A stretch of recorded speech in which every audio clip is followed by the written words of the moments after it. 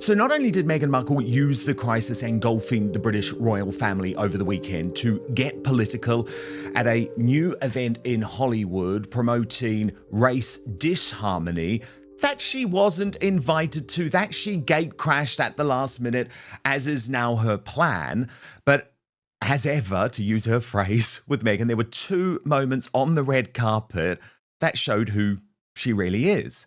First, Emma Grede, the PR who had invited her to attend, remember they sat down for that mortifying podcast interview last year, was unhappy with the way Meghan decided to manhandle her while on the red carpet. She pulled away. That was revealing the narc that spotted that one. And the dynamic between these two was one of competition, utterly bizarre body language. But perhaps more telling was the way that Meghan decided to treat the assistant who was escorting her onto that red carpet. Obviously, it was all smiles as they walked up, and you would think everything was going to be okay because Meghan could see that everyone was watching her and there was the strut and there was the happiness. But then once they actually got there and the hapless assistant was just trying to make sure that Meghan's baggy dress was in the right place. Did you see that? The pat. Get away. You've overstayed your welcome. As Royally Sage put it, the look on her face. Move, help. And I really did feel that. The other thing I felt when I was watching this was just how ludicrous Meghan Markle, and I think it is a plan, I think it is what she intends to do, made Prince Harry's evidence in court to the judge in the case against the Daily Mail, which remember is ongoing. This is an ongoing case at the moment. Because Meghan's mole juxtaposed her utter joy and delight on that Hollywood red carpet with Prince Harry just a few days ago, January the 21st, in the London High Court, saying the media has made my wife's life a misery. Take a look at this and see if Meghan's life really looks like a misery to you. Meghan Markle is once again at the centre of controversy after reports claim she has leveraged the royal family's ongoing crisis to back a new political campaign, a move that has raised eyebrows on both sides of the Atlantic. Critics are questioning timing, motive, and whether the monarchy's turmoil is being used as a convenient backdrop. But it's not just the politics that have people talking. Meghan's unusual and unsettling red carpet behaviour has sparked a fresh wave of concern online, with royal watchers dissecting every moment and asking what's really going on behind the scenes. Teaming up with the Royal News Network, we break down what's being reported, what's fueling the backlash, and why this latest chapter has reignited debate about boundaries, influence, and image management. Join the channel for fearless royal coverage. Like the video to support independent analysis, and subscribe with notifications on so you don't miss the next royal bombshell. Comment below, smart strategy or completely inappropriate timing. Here we are, keep it right here, and you can pass. I got you right here. Right in front of you, please. Looking right here. Right Thank you, on to him. That beautiful smile right there. Right in front of you, please. Gorgeous. And one more straight ahead. Megan, one more back here.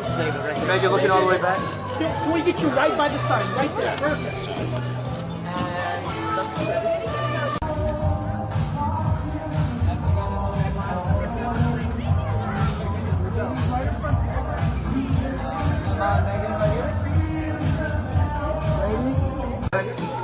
One more smile this way, Megan.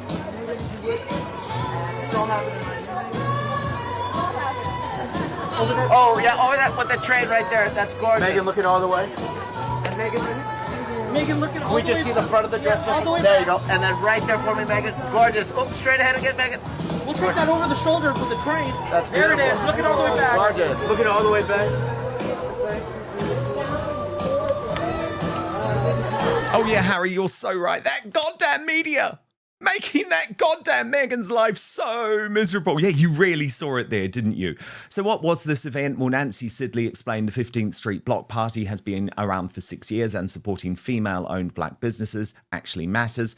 Funny how most people only learned it existed once Emma invited Meghan Markle. Emma is elite at PR. I just wish she'd stop letting the Kardashians and Meghan use her work as a relevance pit stop. However, she does get publicity out of it too.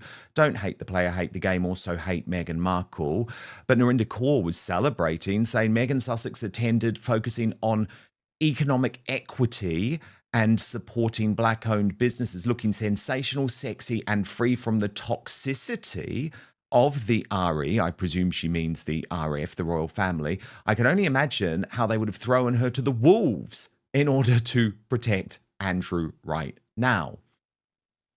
Meghan's mole, though, wasn't so convinced, writing, I guess Meghan Markle isn't playing up being black while attending the 15% gala, which was honouring Tina Knowles this year for her leadership in uplifting black-owned businesses. That's Beyonce's mums, of course, who appeared on her Flop podcast. But as Meghan's mole pointed out, let me remind everyone, Archewell was made up of only white employees. That is a really good point. Meghan loves to cosplay when it comes to this social justice, race warrior stuff when it suits her. I don't think that's how she lived her life. What about the look? What about the look? Or the Luke? The Luke, as Meghan mocked Mindy Carling for saying, well, Nancy wasn't impressed. Seriously? How expensive is a tailor? Meghan Markle either used rent the one way or borrowed this dress from a friend. That one wasn't impressed by the bunions and the feet making a return. And on this picture from the inside, Princess Carparkle said, I don't know who edited and photoshopped this photo, but Meghan Markle won't be happy. Looks like her old nose came back. No idea what's going on with her chest. And she looks superimposed into this picture. Her photo partner is blurred to high heaven. There was also a comparison from Hans, a fashion comparison with Vanessa Hudgens, who wore something similar to the Oscars, but look at the fit and styling, absolute perfection. Meghan still has a long way to go in learning how to carry it off. Okay, let's bring in Brittany, editor of the Royal News Network now. So Brittany, huge amount to pick up on from this event. I mean, the look, I'll come to that in just one moment. But first, what did you make of what was going on the red carpet? Meghan never seems to get her interactions in public right with other women. And it's astonishing given she knows how much focus was on her. Was there some type of battle for supremacy between herself and Emma Grede?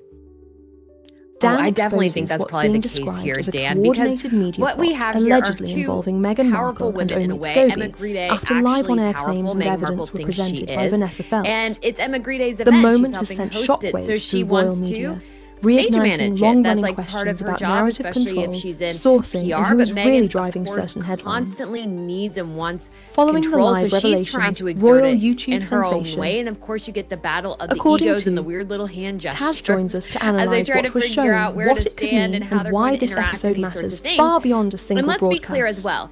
These women Is this a are not misunderstanding really friends. blown out this of proportion? Is Hollywood. Every Or a friendship rare is moment where the basically fake. mechanics There are of very royal media few storytelling were true exposed in friendships. real time? Emma Grede knew Meghan would get Join the publicity channel for this for event, so fearless she royal brought her commentary. along. Probably just Like the for video that. if you want There's coverage just not beyond much the spin. more to And it. They're not really subscribe friends. with They probably really notifications don't on, hang out all that so you much. don't Emma miss the Grede, next who's a development. superb businesswoman, Comment knows below. as ever is an Coincidence absolute or disaster and probably wants to calculated stay media far, far strategy? away from it. But Meghan is useful. Hollywood will keep Meghan peripherally around as long as she's somewhat useful.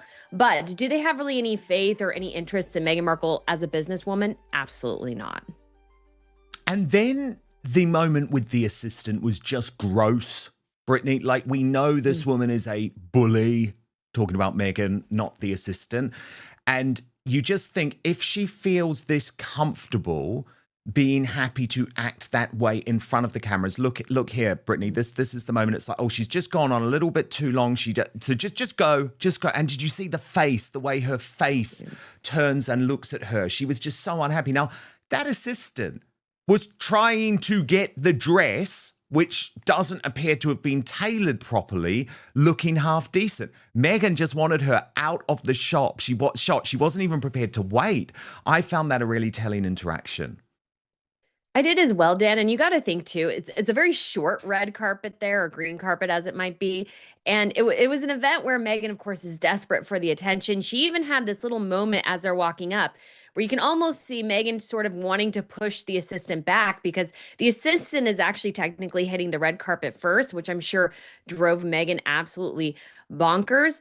But her dress is ridiculous, over the top, poorly constructed, all these sorts of things. And the assistant is just trying to make it look good in the pictures, whereas like half the set is like falling off basically, which is kind of funny. So the assistant is just trying to help, but Meghan, she needs those flashes, she needs those cameras, she's desperate, so desperate for the attention, and she doesn't want anybody to take away a smidge of that from her, because this is where Meghan Markle comes alive, is on these red carpets. This is where she is the happiest in the world, I think, is in these moments. Yeah, unless someone else is there. That's what's so interesting, isn't it? It's a solo moment, because we've even seen she's not happy when she's on the red carpet with Harry. There's always a weird interpersonal dynamic. And so it didn't matter if it was the assistant, didn't matter if it was Emma Grede. She wanted to be alone. That is her moment in the spotlight. It's when she feels she thrives.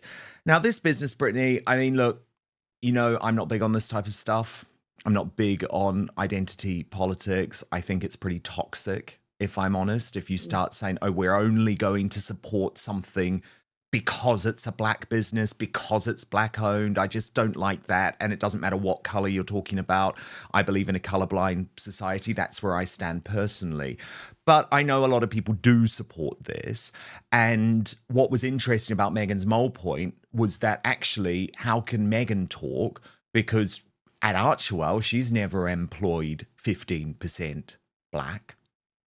It was all white. Oh, it's so true. Meghan is an absolute hypocrite on this matter, and she's only using this as leverage. She only uses her heritage in the African American community, I think, for leverage in order to promote herself and promote herself as a victim. And we all know she's not. She's been, in many ways quite successful. She married into the British royal family. She married the Spare. I mean, you can't get much more accomplished than that in some ways, but it's never good enough for Meghan. And in her personal life, most of her closest friends are white. The people she hires are mostly white. She's married white men. So it's just kind of an obvious thing, whereas Meghan is constantly sort of trying to get into this other side. Most of, when you think about her heritage, both being white and black, she tends to lean more on the white side, to be quite honest. And there's nothing wrong with that. And absolutely nothing wrong with either side, of course. But Meghan is an absolute hypocrite on this matter. I think she completely used her sort of ethnic ambiguity to her advantage in her career. And once it became an advantage to claim her blackness more, she's leaned into that quite a bit. But in real life, I think she's a bit of a hypocrite on the matter. I mean, yes. Yes, she is. Like with every aspect of life, because Brittany, the chocolate video, can we talk about the chocolate video, which was also a massive sign of hypocrisy? You posted on this, things must be getting desperate if Meghan Markle's roping Prince Harry in for an As Ever promo. I would bet every dollar I own that Harry doesn't really care for the white chocolate bar, Meghan's most unpopular flavour and the one she can't seem to move. At least show him eating it. And here was the video in question, Brittany.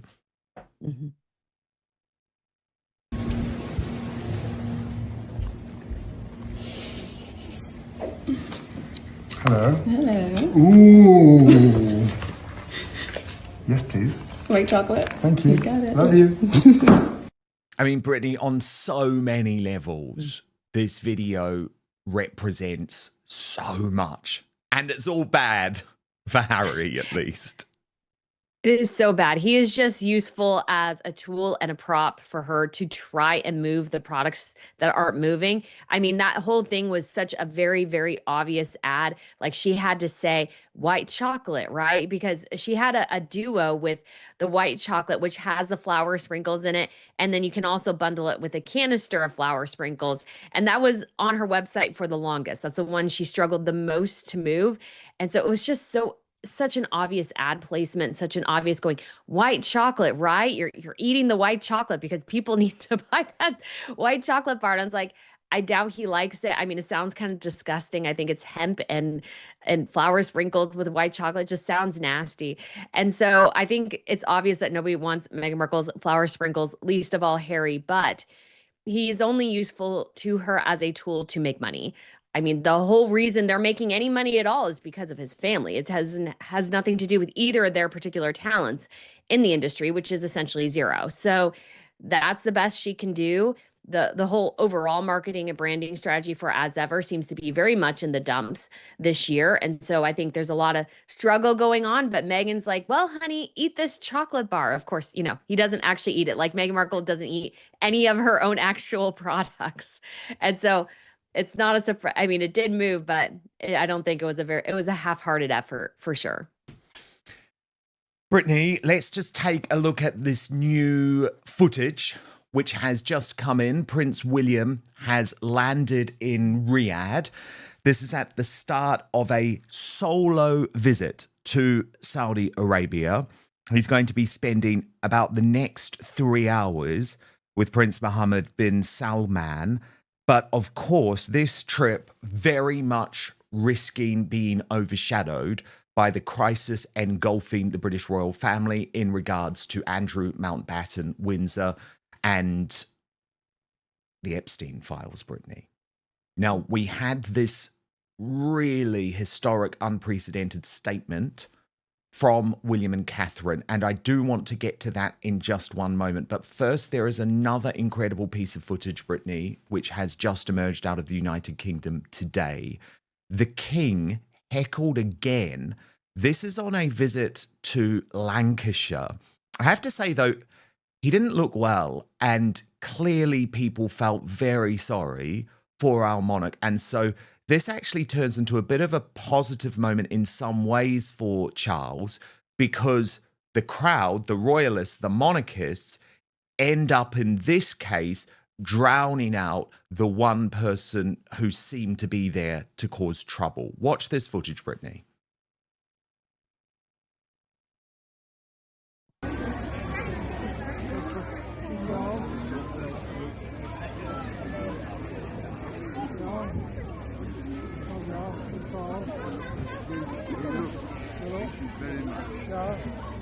Charles, how long have you known about Andrew and